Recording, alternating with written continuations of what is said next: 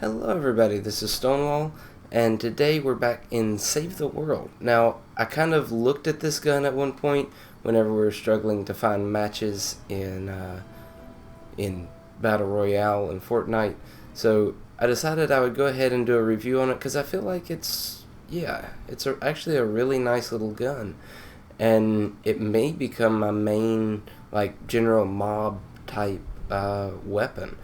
And so it does some kind of cool things, and we're going to take a look at that. And depending on which mission type we do, might look at something else as well that I would recommend.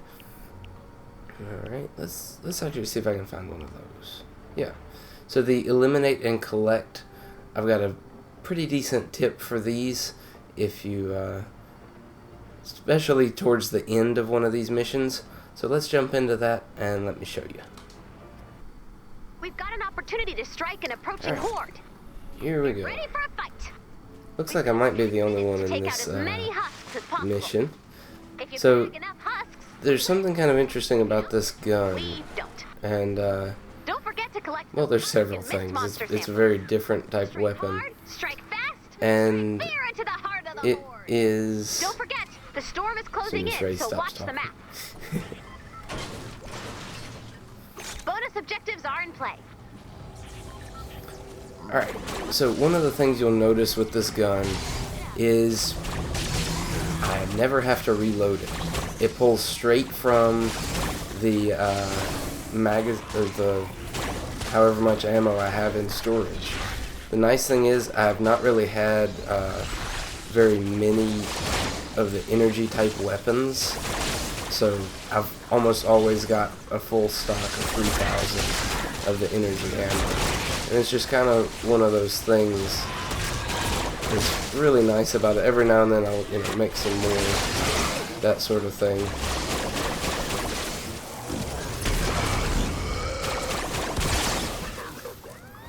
I don't like dealing with those guys from the front.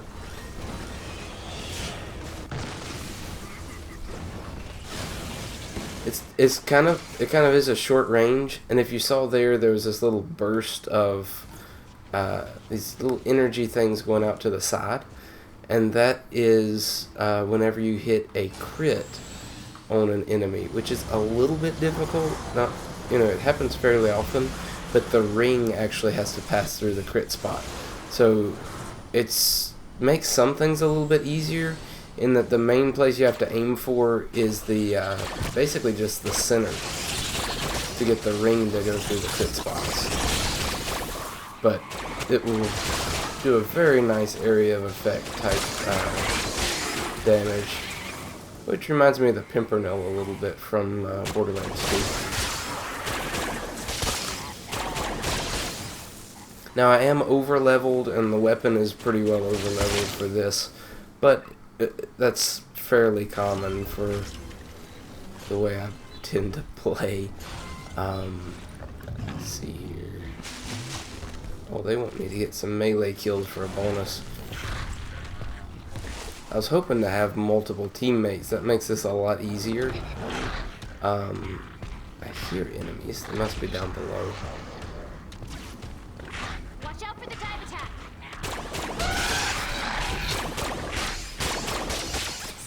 So there, you saw the little orbs go out.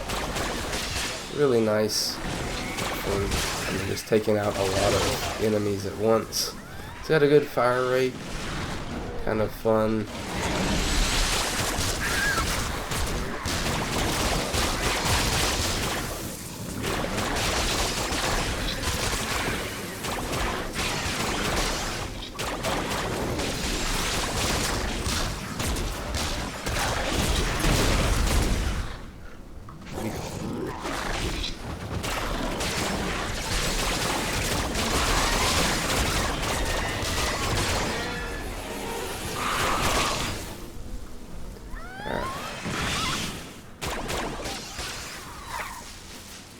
So I don't know how many shots it would normally take if you were on level, because I generally play a little bit above level. Now the travel time on the projectiles is fairly, or the velocity is pretty slow, so you may have to lead your shots by a pretty good margin. Let's see.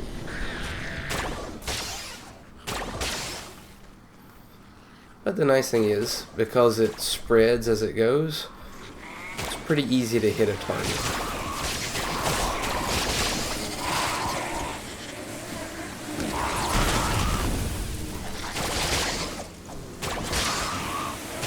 Or multiple. The other thing is, it penetrates, so it will go through multiple targets. Now, because of the spread, it doesn't have a crazy range or anything like that for doing so, but yeah, it's still pretty nice. Now, once the circle gets smaller, I'll show you the other weapon I like to use for this type of mission. And we'll see. Let's see here. Oh, yes. Encampment. These are kind of fun. I like playing with this weapon on encampment missions. The only thing you gotta watch out for is the durability. So far, I've played several missions with it and haven't had any trouble with breaking. I haven't broken one yet, is what I'm trying to say.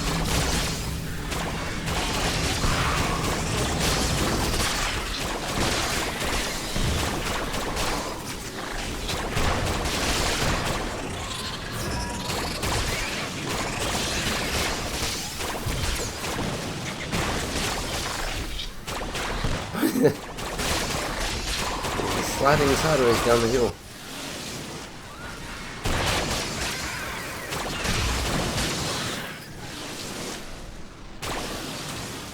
As you can see there, that's kind of at the max range of it. Alright, let's see here. So we're at 187, I need to get to 200. And I need to collect one more enemy sample. Oh. This should make that easier. Now the circle is closing in. We gotta be a little careful.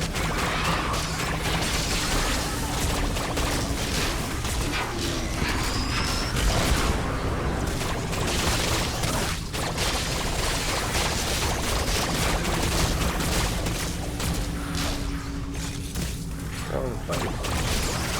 But that helps.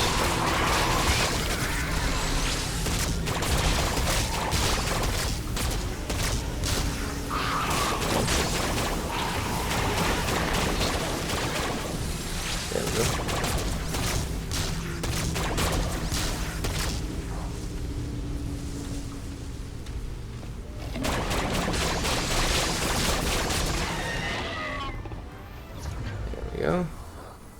As you can see, the storm does hit fairly hard, but not too bad. Let me pull up this weapon that I like to use here. So I can't remember if they're in regular drops now. This is one that came out quite a while back, but that is the Neon Sniper.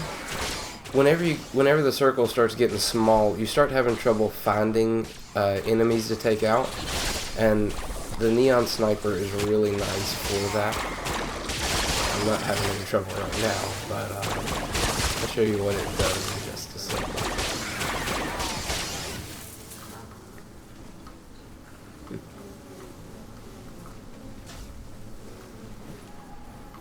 Alright, so as you can see, circle's pretty small. I've only got 2 minutes left. And so what I start doing with this is start kind of scanning around and say, oh look, there are some husks out there. And because this sniper rifle penetrates through walls, you can start taking down husks that you normally wouldn't even be able to get to. No, I'm shooting at a blaster there, so he's got a decent amount of health. And I keep missing, which doesn't help. There we go. Sometimes you can even line them up and get multiple for each shot. Or you'll be taking them out from underground and that sort of thing. But as you can see with this is really nice for close quarters and close to mid-range, and can do a lot of damage really quickly. Again, I am over leveled for this, and the weapon is leveled up pretty significantly. But it's just still a really cool gun. I doubt you will ever see this in Battle Royale. If they do, it would be a pretty big mistake in my opinion. Just kind of the nature of the weapon. Now there is a max range for this Neon Sniper. I don't know what it is exactly. But I have had enemies, you know, pretty far out there that just kind of disappear at a certain distance. I'm trying to see if I could hit his propane tank. And sometimes you'll move across them and they'll do some weird stuff. Hello. I'm also not sure how many enemies it will penetrate at a time. But at this range, you're better off using this little gun. And again, not having to reload is really nice. So there we go. I was hoping to get some teammates in there. That makes those missions go a lot easier. You can cover more of the map, get more kills along the way. But thought I'd put that out there. It's a little bit different. I haven't really done much Save the World in quite a while. But I still play it every now and then. It's a great source of V-Bucks. I've bought a few skins in the item shop in Battle Royale and haven't spent any money outside of buying Save the World. Actually, and I'm sure I've mentioned this several times, I bought Save the World before the Battle Royale was even announced. So I've been playing this for a while, not really consistently and not a hardcore player, but I've played it for quite a while. Well, really ever since it came out. So, anyways.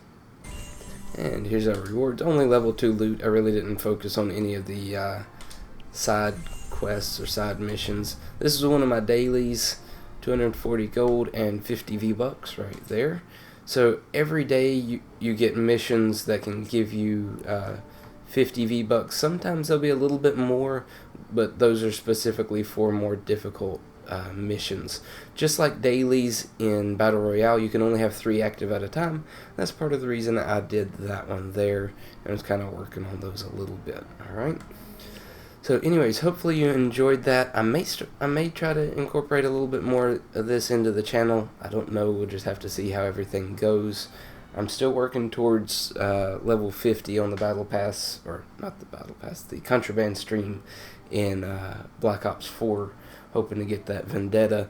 I did see Exclusive Ace's video on it just yesterday, and looks like it'll be a little bit of fun. So we'll definitely be giving that one a go whenever I unlock it.